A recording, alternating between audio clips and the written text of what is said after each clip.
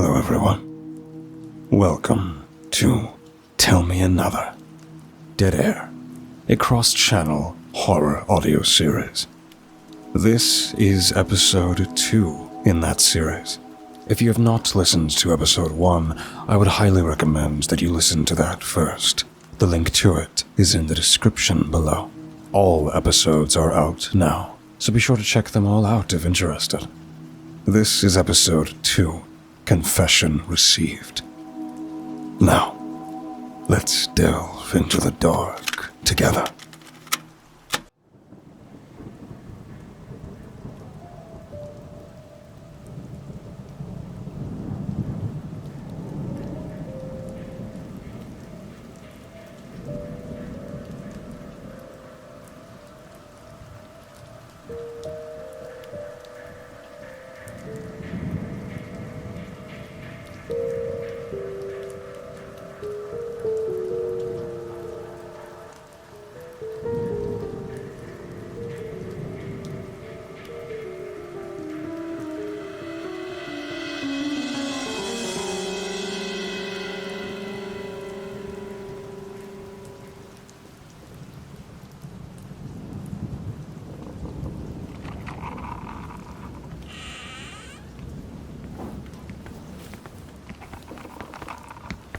Okay, which one of y'all swapped my tongue? With a doormat? Because this hangover's personal. That's what you get when you play Sip every time Phoenix says something ominous. I warned y'all. Southern stories don't come with a chaser.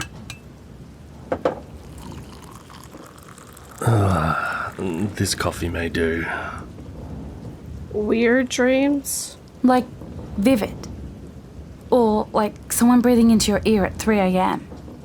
The bells. They were in my dream.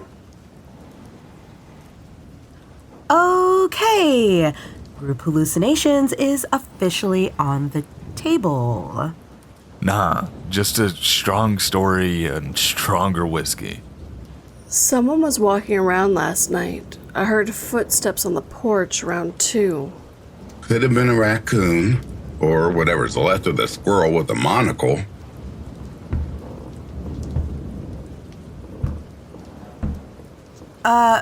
Who's upstairs?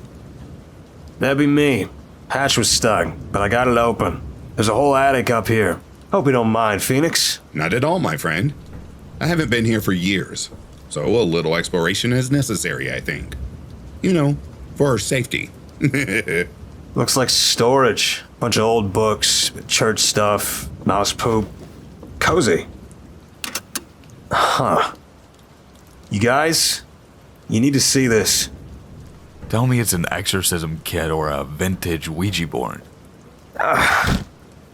Try a reel-to-reel recorder. Big, clunky, mid-century creepy. Looks like it's straight out of a Cold War bunker. Oh no. That's got cursed podcast energy written all over it. It already has a reel in it. Yep. No label on the reel itself, but the case says, property of Elias 5. Do not play outside the circle. Cool. Definitely not summoning instructions. You gonna play it? Not yet. Gotta give it a look first. Make sure it doesn't call the void or something. Some stories want to be told. Others want to tell you. Did that just... No one touch it. Okay, so we just gonna let that sit in the living room like a polite guest from the underworld? If it starts talking, we listen. That's what we're here for, right?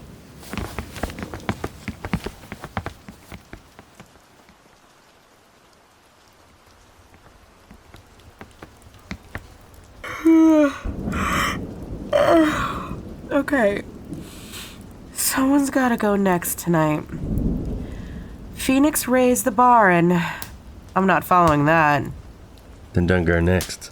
Simple math. You're just stalling because you know Gem is going to hit us with a drinking game story. Hey, My storytelling has depth. Yeah, it's at the bottom of a bottle. Did anyone touch the recorder? Nope. Swear on my mic setup.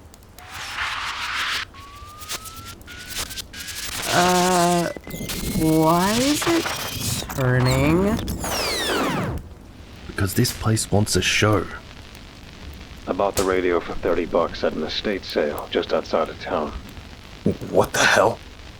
That's you. Rainy day. 2-lane road, barely paved. Sign said, tools, furniture, miscellaneous. I figured I'd pick through some socket wrenches. That's from your story, isn't it? The one you were gonna tell.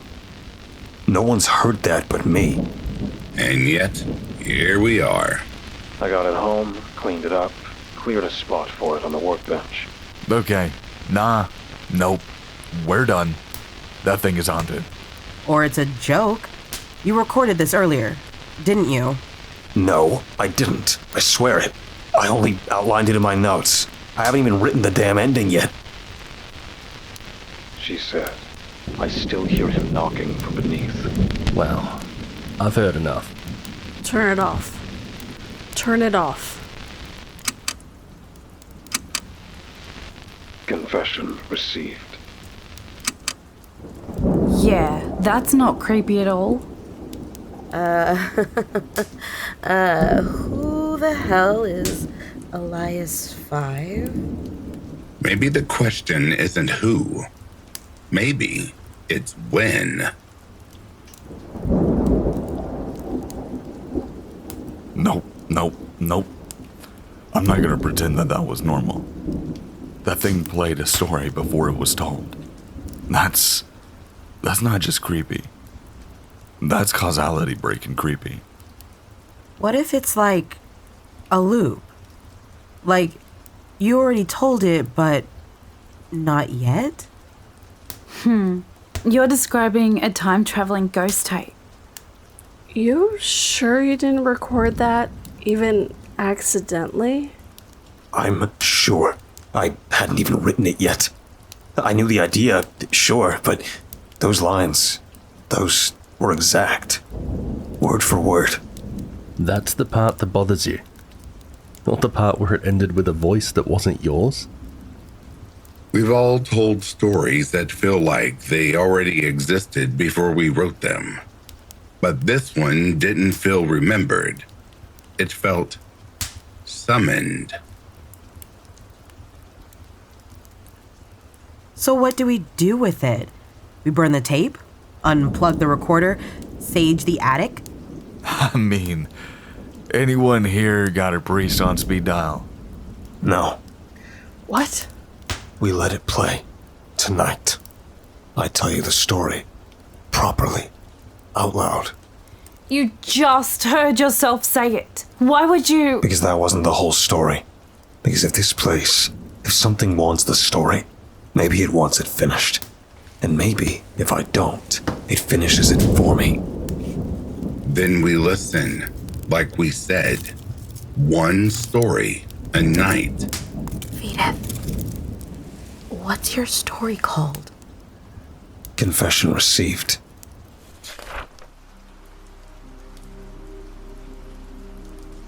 I bought the radio for $30 at an estate sale just outside of town. Rainy day. 2-lane road, barely paved. Sign said, tools, furniture, miscellaneous. I figured I'd pick through some socket wrenches, maybe find a decent vise. What I came home with instead was a 1970s Holocrafter's ham radio rig. Dusty, but pristine. Still warm when I picked it up, like it had been waiting. The woman running the sale didn't seem to know much about it. Said it belonged to her father, who was an old broadcast hobbyist. Talked to people across the country at all hours. Never went anywhere. She said he died 6 days ago. Fell down the stairs. The way she said it made me think he didn't fall so much as went down them willingly. Anyway, I got it home, cleaned it up, and cleared a spot for it on the workbench in the garage. It's a beautiful thing, really. Brushed aluminum face, red backlight behind the frequency dial, twin tuning knobs, smooth as glass. They don't make tech like that anymore. You can feel its age in your hands, but it hums with something alive. I've always liked radios. Even as a kid, I used to fall asleep with an AM station whispering from my nightstand. Static and baseball scores, midnight preachers selling salvation between car commercials. I liked that I could hear a voice from miles away, that something invisible could travel across the dark and land in your room like it had a message meant just for you. And maybe that's still what I'm after. I'm not ashamed of that.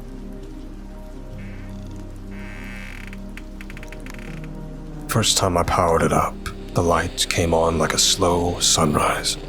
The needle slid across the dial, right into a dead channel. I scanned the bands for hours, sipping whiskey and letting the fuzz play in the background like an old record left looping. Most of what I picked up was nonsense, bursts of Morse, long-wave chatter, the occasional ham operator ranting about politics into the void. One guy in Idaho kept saying, "The grid is dying," over and over. I liked that one. But then, around 1:30 a.m. on my third night tuning in, I caught something different. It came in soft, almost like wind through tall grass. But it wasn't wind. There was a cadence to it. A voice, not like the others. No call sign, no location, no intro. Just a voice, female, mid-40s by the sound of it, broken, heavy with something that felt too personal for the airwaves.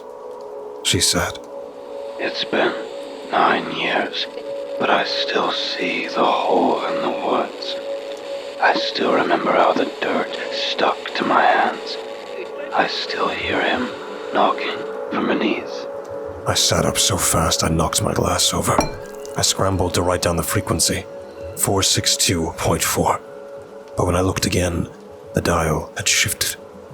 The signal was gone. I played it back, but I hadn't been recording. Just listening, like a fool. That was the first night I couldn't sleep. I told myself it was someone playing a prank, a recorded monologue, maybe a bit of performance art. There are weirdos out there with too much time and decent microphones. Hell, I'm one of them. But still, there was something in her voice. Not just fear, not performance. Memory. She was remembering something real, and she needed someone to hear it. Maybe that someone was me. I told myself I imagined it, that I misheard it. Maybe it was a radio drama or a podcast bleeding across bands, but the voice stuck with me. That line stuck with me. I still hear him knocking from beneath. There's a certain gravity in a sentence like that. It sinks into you, lives under your ribs. And so, I started recording. Every night, same time, same chair, same single malt. Red light blinking on the deck, reel spinning slowly. It took a week before anything came through again. This time, it was a man's voice.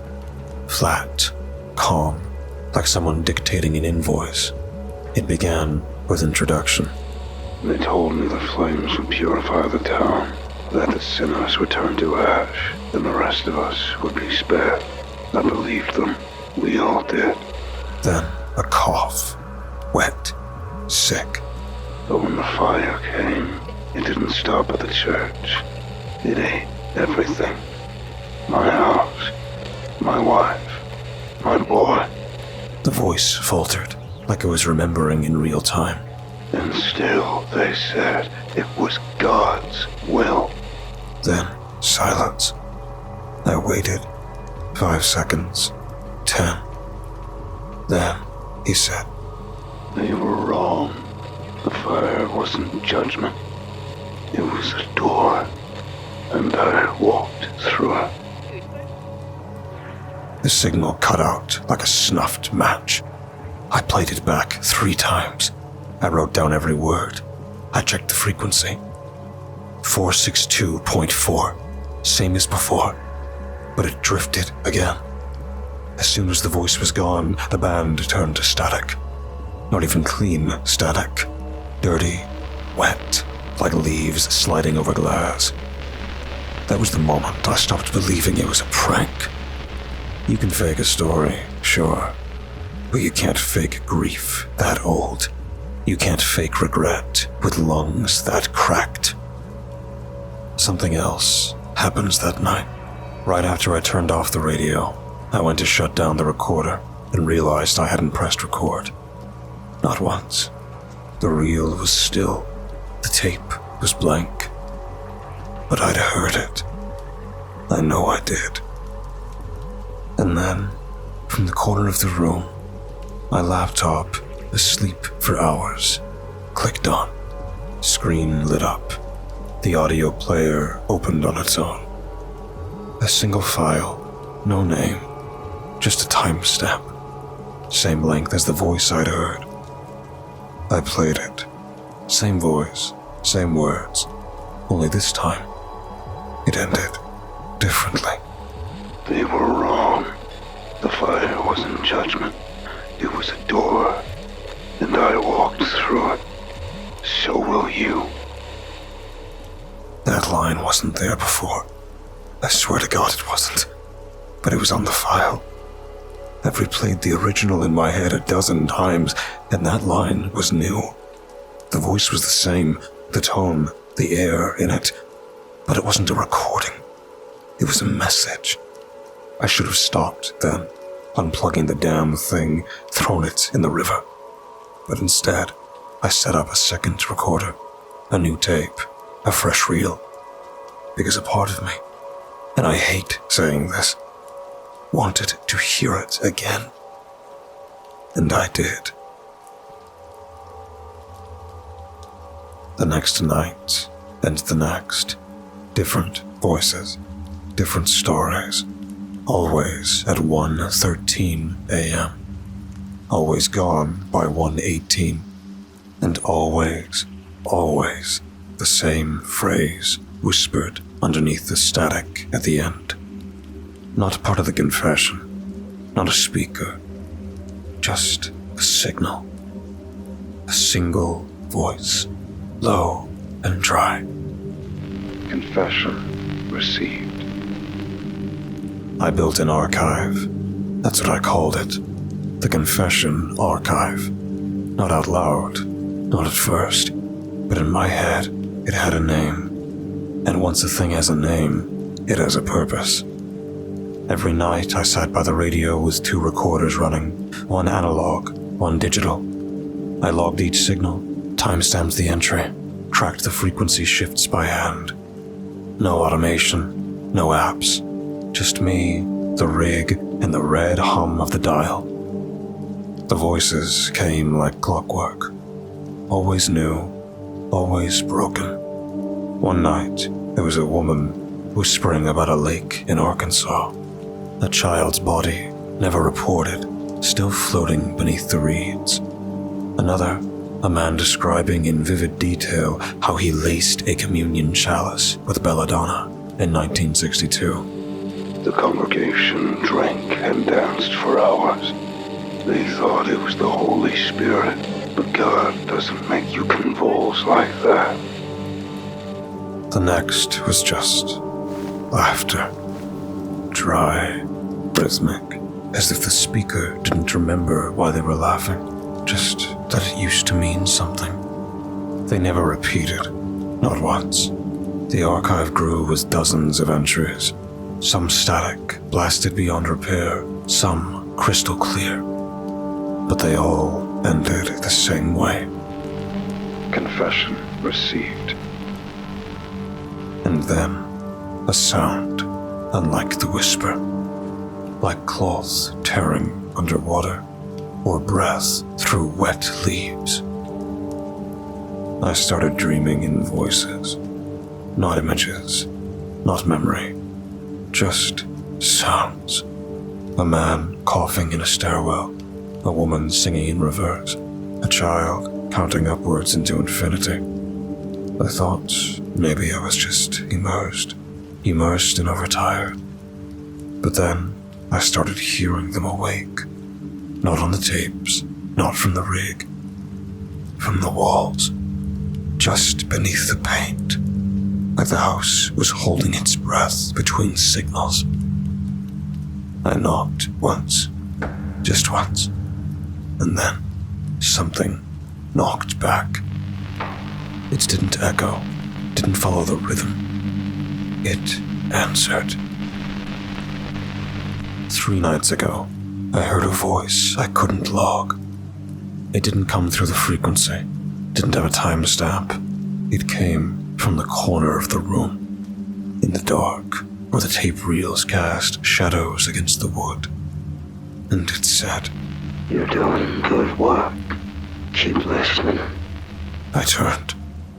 No one was there. No speakers, no playback, no open windows. I recorded that night anyway. And that's when I heard her. She didn't give a name. Most don't. But she spoke like someone who'd already been forgiven. I fed the bell for 7 years. First with salt, then with blood, then with stories. The bell was never meant to ring in this world. But it does, because I asked it to. And now, it listens. I played that one back again and again. There was something in her tone, almost fond, like she loved the thing she'd awakened.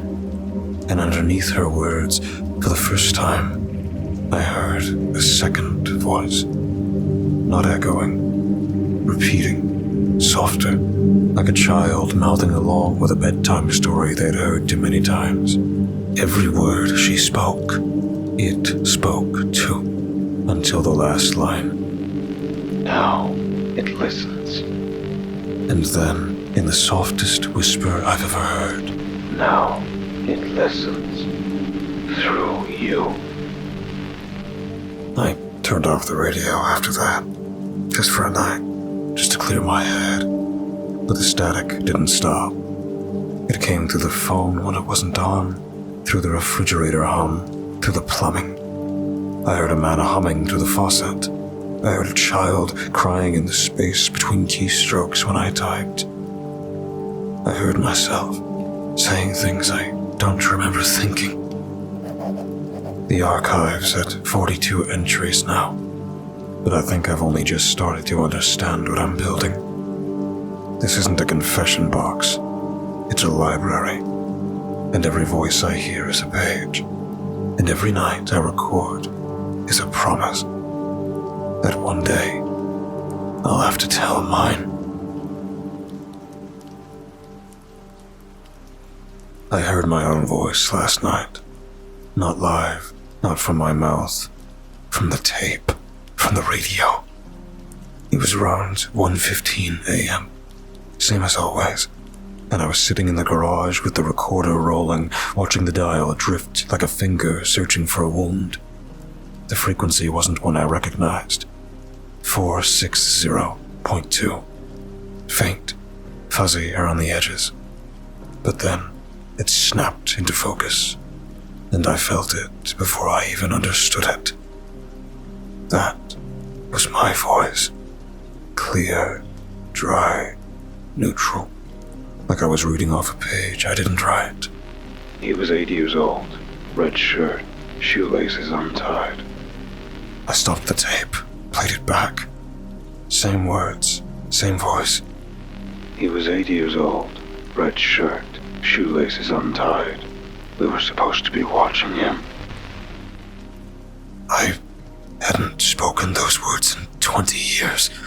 Not to anyone. Not even to myself. Not since the day we found my nephew down in the creek behind my sister's home. It was summer. One of those heavy, sweat on your back southern days where the air doesn't move unless you pay it to. He'd gone outside to chase fireflies. We were drinking on the porch, laughing, talking about music, politics, nothing. And when my sister asked where he'd gone, I I remember the silence. I remember the shape of it. We found him 30 minutes later. Barefoot, blue-lipped. The doctors called it an accident, but the guild didn't. And now, the voice on the tape was reciting the details like an obituary someone had folded and kept in their wallet for decades. Only, I never told anyone those things. I never said a word about the shoelaces, about the red shirt.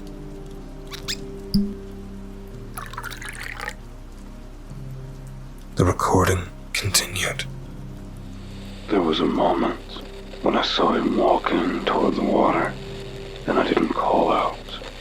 I just watched. I don't know why I didn't call out.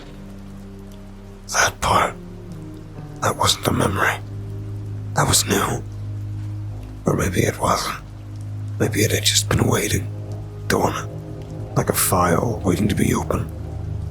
It ended the same way they always do, with the whisper beneath the tape. Only this time, it didn't say, confession received. It said, Confession recognized. I unplugged the radio, took it apart piece by piece, set every pair out on the bench like bones. I didn't care if I ever heard another voice again, didn't care if the archive went dark. I just wanted silence. But there's no silence now. Not anymore. I heard the tape play again through the walls. Same voice, same words. Only now it was me saying them. Not on the reel, not on the rig. Out loud, in the dark, to no one. And when I reached for the recorder to stop it, I realized it hadn't been recording. There was no tape, no microphone, just me. And the sound coming from inside my own mouth, like I'd been holding it in for years. Like the confession had always been waiting to escape.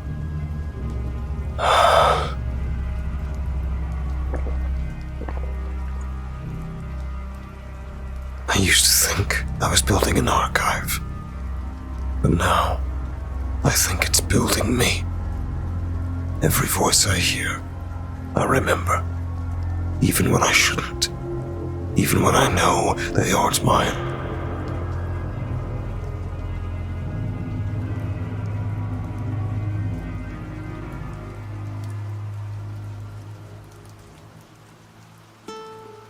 There's a radio tower just past Briar Hill. Leaning, rusted. Looks like it hadn't hummed in decades. Behind it is a squat, concrete building, the kind you'd mistake for a pump station or a storm shelter if you weren't looking closely. No signage, no driveway, just weeds tall as ribs and a door held closed by a chain someone forgot to lock. I found it yesterday. Or it found me. I don't remember deciding to go. I just drove. No coordinates, no address. Just the hum in my head, louder than ever. A signal buried behind the noise. Inside, the dust was thick enough to coat the air. Old wood paneling, dead air smell, and walls. Walls covered in photos. Not framed, not neat. Just hundreds of printed snapshots tacked into the drywall. Most were black and white, some color. All people, faces caught mid-sentence, mid-fear. Each one had a red wax seal pressed over their mouth, like silence enforced, like confession interrupted. In the center of the room was the rig, same make as mine. Holocrafters, same dials, same red light. Only this one was wired into a real deck the size of a coffin. Dozens of spools, labels in shaky handwriting. WRAI-001. Entry 19A. Unknown. Female. M. Cole.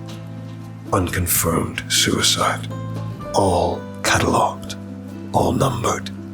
There was a reel already loaded, paused halfway through playback. A thin tag dialed from it like a price label. My name. The sound was still warm on the tape. I pressed play and heard myself say, I left him at the creek. I didn't call out. I just watched. I don't know why. But I hear him now, in the static, calling me back. It ended with the whisper I knew by heart. Confession received. And then, something new. Next scheduled recording, April 5th, 1:13 a.m. Today. Now. The back room held a single chair. Vinyl, torn, facing a microphone. Old, heavy, live. A red on-air light was glowing in the corner, even though there was no power. I sat, didn't think, didn't speak, just sat. And on the desk in front of me was a note, handwritten, short, almost polite. Don't forget to rewind. This place isn't abandoned. It's just between uses. Someone built it as a station, but it became a sanctuary. A place for the dead to speak and for the living to echo back. And now it's full of voices, full of me. I'm still here, not out of fear, out of purpose. I used to think confession was about release. Now I understand. It's about continuity. The voice becomes tape. The tape becomes transmission. The transmission becomes memory. And memory, if it's repeated often enough, becomes truth. That's what the broadcast is. That's what I am now. I don't know how long I've been here. Days, maybe. Weeks. The sun still rises, but the tower blocks most of it. And in this place, inside these walls, time doesn't act like it used to. I don't sleep anymore. I record, I speak, and the tape rolls. Sometimes I think the reel will never stop, that I'll run out of tape. But every time I check, it's still turning, still magnetic, still warm. I think that's the part people don't understand. Stories generate heat. Confession is friction. Truth rubs raw against the part of you that wants to forget. I've stopped cataloging the voices. They don't need me to anymore. They come when they're ready, and they bring their stories with them. Some are old Civil War era, crackling through dust. Others feel like they haven't happened yet, like echoes from the future, bleeding into the now. They all say the same thing at the end. Confession received. Except for the newest ones, the ones I started hearing between 1:12 and 1:13 a.m. The minute before the signal opens wide, they say, We're almost full.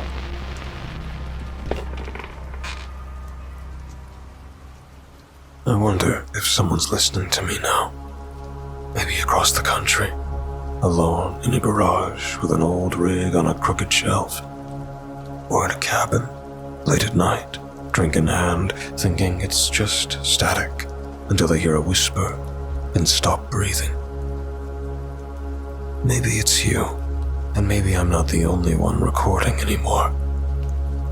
Maybe you've already started, Maybe your dial's already turning. My name doesn't matter now. I was a man who bought a radio and thought it was broken. I was a man who listened too closely. And now, I am a signal. I am tape. I am the hum beneath the voice that tells you what you already know, but never wanted to say out loud. You left the door unlocked. You meant to hurt her. You watched the fire and didn't stop it. Whatever it is, it's on you. And it's ready. There's one more tape left. It's blank, but not for long. This one's for you. Whenever you're ready to speak, sit down, press record, tell it everything. The reel will catch your voice. The static will hold it. And I'll be listening.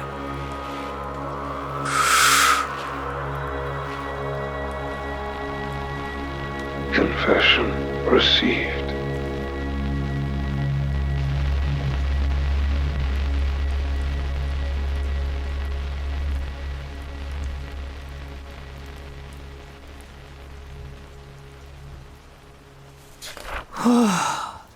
Okay, mate. That was seriously creepy. You're telling me you haven't written that before just now? I swear. It certainly felt charged. My family always said this house was special.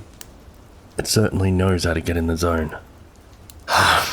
Sorry. All that has taken it out of me. I think I might head to bed. Agreed. Good night, everyone.